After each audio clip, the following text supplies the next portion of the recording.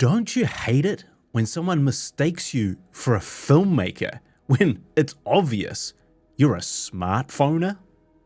Don't talk to me about making art. I'm making content. Don't lecture me on waiting for magic hour. There's Instagram filters for that shit. And right now, I'm batch recording, bitch. Yes, the new iPhone 17 Pro has arrived and is the best smartphone for video work for filmmaking, and it's not even close. Apple said Pixel 10, eat these pixels. They said, yo, Google, what phone is better than yours? Hey, Samsung, in your Galaxy, the fat lady has just sung. Your iPhone 17 Pro just showed up and he came to watch TikTok clips and shoot video content, and it just got out the toilet. But if you want your iPhone 17 Pro to look cinematic, to get the film look, you are going to need a few things to get the very best video quality. Some of them are accessories, and some of them are apps, and some of them nobody is talking about, but we're going to cover them all. Let's talk about iPhone big rigs, shall we? The quickest way to defeat the entire purpose of an iPhone is to jank it up with a bunch of unnecessarily expensive accessories. It's called mobile filmmaking, not immobile filmmaking. So while it's cute to slap a giant lens on the front of an iPhone or fix it onto a massive cage kit out, it's also kind of stupid. I mean, except when I do it. But we'll get to that later. For the most part, it's completely unnecessary. I mean, who are you? Acclaimed Oscar-winning filmmaker Danny Boyle? Loser. I mean, if you make your iPhone as big as a normal camera, well, I hate to tell you this, buddy, but you should be shooting on a normal camera. You'll get a much better result. The whole point of the iPhone 17 Pro is that it fits in your pocket. We're pocket filmmakers. We want to retain the minimalist mindset and beat those big ass cameras at their own game. Links to everything I talk about will be in the description. The first app is the Blackmagic app. And the best thing about this app is that it is free. This app provides professional controls for your iPhone and unlocks the ability to film in ProRes RAW and ProRes RAW OpenGate, along with different flavors of ProRes like LT and Proxy. It is just so much better in every way than the regular iPhone app, and if you're going to take your iPhone filmmaking seriously, then this is an essential addition. It also now lets you connect other iPhones or iPads to your main camera phone to remotely control your settings and view your camera's live feed. You can connect multiple iPhones to one controlling iPhone or tablet. They keep coming out with great updates for this app, and it is the gold standard for proper control over your iPhone's video. The second app is something I've already dedicated a whole video to, and it's not something you fit onto your iPhone, it's something you apply in post. It's called the Lens Node app. In fact, this app is sort of like fitting one of those giant lenses on the front of your phone, except you did it with one click in DaVinci Resolve. This app allows you to replicate the characteristics and look of some of the best cinema lenses in the world, like the Cooke Panchros and S4s, along with vintage lenses like Canon FDs, the Helios 44-2s. It's a plugin effect that connects to Resolve, and you just add a node and attach the Lens Node plugin to it. Then you select the camera lens characteristic you want and apply it to the shot. Now, I was excited about using this with my S1 II to take some of its extreme digital sharpness away. But since using it with my iPhone, I think I'm even more excited about what it can do for my smartphone footage. In fact, it might just be the best plugin you can get for your iPhone or action cam, with the exception of the Blackmagic app. At the end of the day, the biggest problem with your iPhone footage is the lack of depth from the tiny camera sensors. But look what happens when I apply Lens Node to one of these ugly looking 100mm shots. Instantly we improve the shot, we create a bit more depth. It feels much more like an image created by a mirrorless camera, thanks to the way Lens Node adds camera bokeh and detunes the image. Now we look at this close-up. and it doesn't feel like it was filmed on a smartphone anymore. Applying this to any shot kind of does the same thing. It really adds a bit more dimension and depth and reduces that sharp iPhone feel. You can use my discount code and link in the description for 10% off. This app has gone from being an interesting, fun thing to play around with to what I would consider an essential part of my personal iPhone filmmaking workflow. With this app, I think I can finally say I'd feel comfortable shooting another short film entirely on the iPhone. The third app that I'm always using and have been using for most of my video work on both the iPhone and my regular cameras is Dehancer. Dehancer is my favorite film emulation plugin of choice that works with DaVinci Resolve, Final Cut, and Premiere. You can find my discount code in the description. Film emulation is, as you might have guessed, running your video through a process that emulates the qualities and looks of specific film stocks. Dehancer allows you to convert your footage from any camera and apply one of these film stock emulations to create a look that is much closer to your favorite films that were shot on film. When I was first approached by Dehancer about their plugin several years ago, I have to admit that I was skeptical. I thought it'd be like adding some Instagram filter to my color grade. But man, I was wrong. Dehancer is my favorite final step of the color grading process. In DaVinci Resolve, I add a final node and then apply the Dehancer plugin to it. I select my film stock, my favorite probably being the Kodak 250D, and adjust its settings in terms of intensity, color, exposure, contrast, and then apply things like film grain, halation, and bloom. What's so great about Dehancer, apart from the wide variety of film stocks available, is how much control you have over the film look you're creating. It can be subtle, extreme, or somewhere in the middle. But regardless of where you end up, even if you don't use the film stock but add film grain to your image with Dehancer, you're going to end up with something really interesting and a million miles away from the clean digital smartphone look. Dehancer though is not cheap. And if you're looking for a free alternative, DaVinci Resolve now offers a film look creator tool in the studio version, which does indeed give you the same type of film stock options. It is much more limited and it's only available in Resolve Studio, but you can add the same things like film grain and halation through this alternative. It's just not as deep as Dehancer and only has a handful of film stocks to choose from, but it's still cool and a more affordable way to get that iPhone footage looking a little bit more interesting. And if you're looking for a really good example of this kind of textured film stock look, the new Netflix show The Beast in Me is applying this kind of technique to give it that thickness and texture to their images. It's really, really cool. And this is the same kind of thing that you can create in Dehancer. The next piece of essential kit is an ND filter and a case. Freewell provided me with their new iPhone 17 Pro version. Although they have no influence over this video, it was given to me along with their telephoto lens and anamorphic lens for testing. I purchased the previous version of the Freewell ND filters with my own money back on my iPhone 15 Pro, so I do really believe in their products. I find they offer the best solution for controlling your exposure because their NDs are magnetic clip-ons, meaning you can remove them quickly. Although you will need a Freewell case to fit these filters too. The case itself isn't giant or oversized, it's just a nice case that will protect your phone when you have nothing else attached. So it can do double duty even when you're not attaching lenses or filters to it, just as a regular iPhone case protector. The new iPhone Pro Hybrid Filter Kit is a combined 1 to 5 stop ND and CPL filter in one.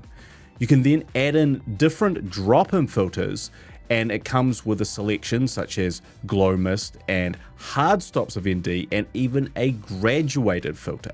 This is a great all-in-one product for controlling your phone's exposure without adjusting the shutter. Keeping your shutter fixed at 180 degrees means the movement and motion blur in frame will look much more natural. A classic phone footage giveaway is having very weird motion blur in frame, which is the phone auto-adjusting its shutter to control exposure.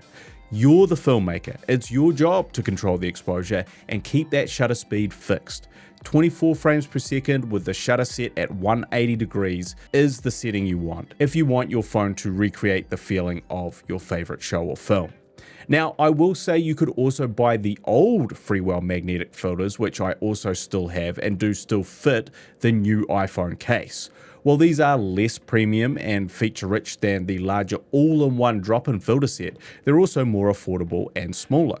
They won't provide as high-quality glass as their new version, but their compact nature makes them very useful in a pinch. I'm also liking the Freewell smartphone selfie grip to use as a proper point of contact and to connect additional accessories or mount to a tripod. It has a Bluetooth recording function and Arca Swiss base and a little fold-out extendable selfie stick plus cold shoe and quarter 20 threads to mount things like a mic receiver. But it's still very small and maintains a minimalist footprint, but gives you a better point of contact to grip your iPhone while filming.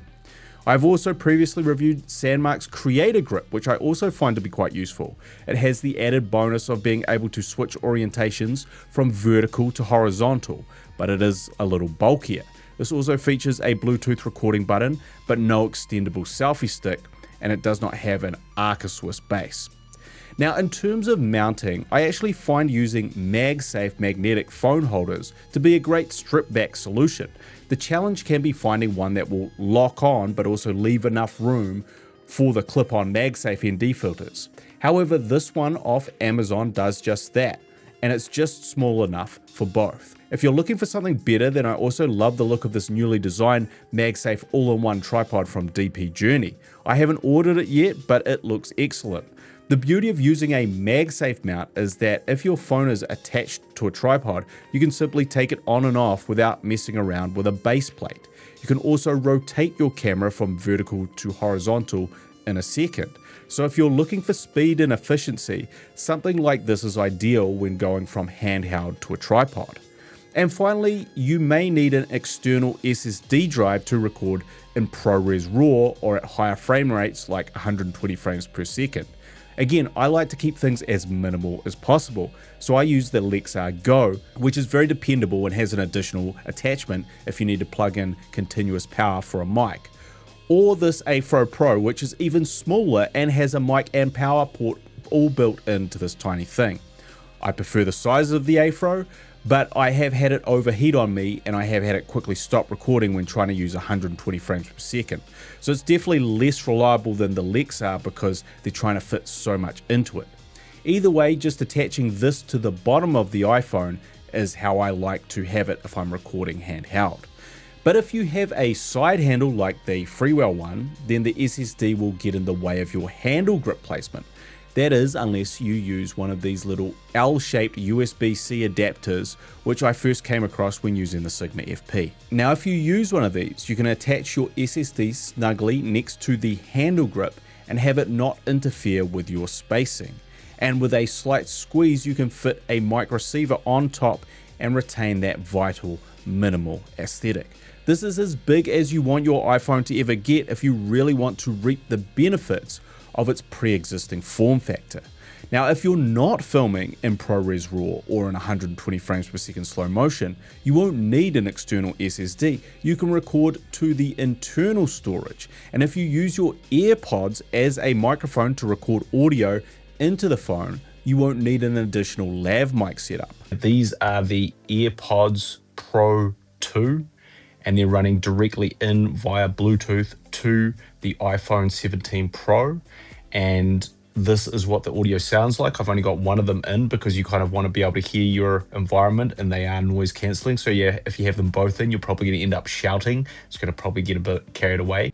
So if you're going to look at making only one purchase, it should be the lens case and filter set.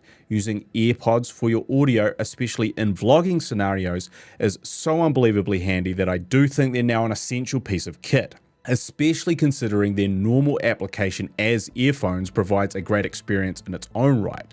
If you do want to power your iPhone continuously for long record times, I like to use this totally random power handle I discovered on Amazon. It has a battery built into it, it has two USB-C connections and a DC port. I just mount it on the bottom of my iPhone. But this thing could also be used to power bigger cameras as well. It's just not something I use all the time, but if setting up for long podcasts or something, this can work really well. And I do want to provide one other alternative here for audio recording, the Saramonic ears. These were sent to me by Saramonic to review, and while good, initially I didn't see them as any better than the standard DJI mic minis. But actually they have one very handy feature which makes them absolutely perfect for iPhone or smartphone filmmaking. They have power pass-through.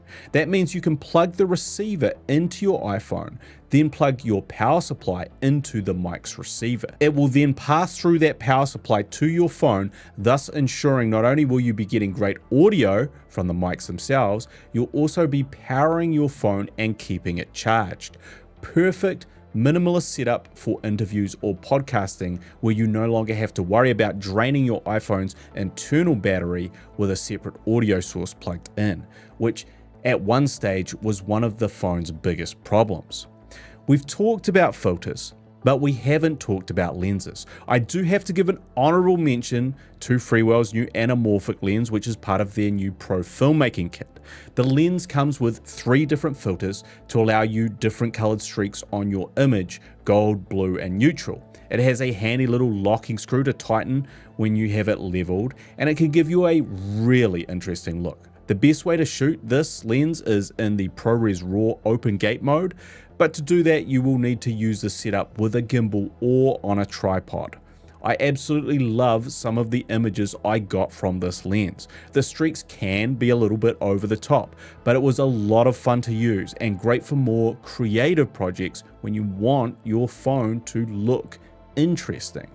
Freewell also have 2 other interesting lens options: a 1.7 times lens, which basically turns your 24mm into a 40mm, and a 6 times telephoto lens, which is the equivalent of, I guess, a 144mm lens, which, apart from giving off really inappropriate big lens energy,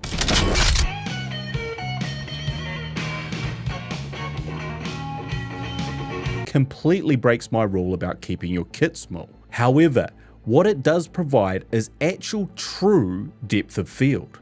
Look at how much focus blur you get.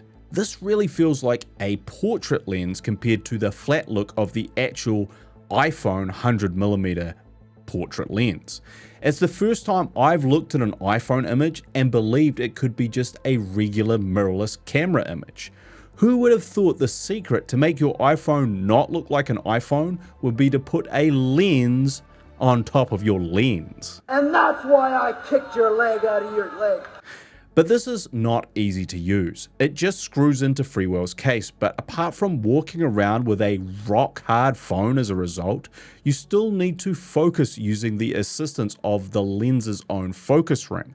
You also can't get close to your subject, and you have to be probably close to 2.5 meters away at least to get focus at all. It is also mandatory to film with this lens on a tripod, which also limits your ability to make the most of your iPhone's portability.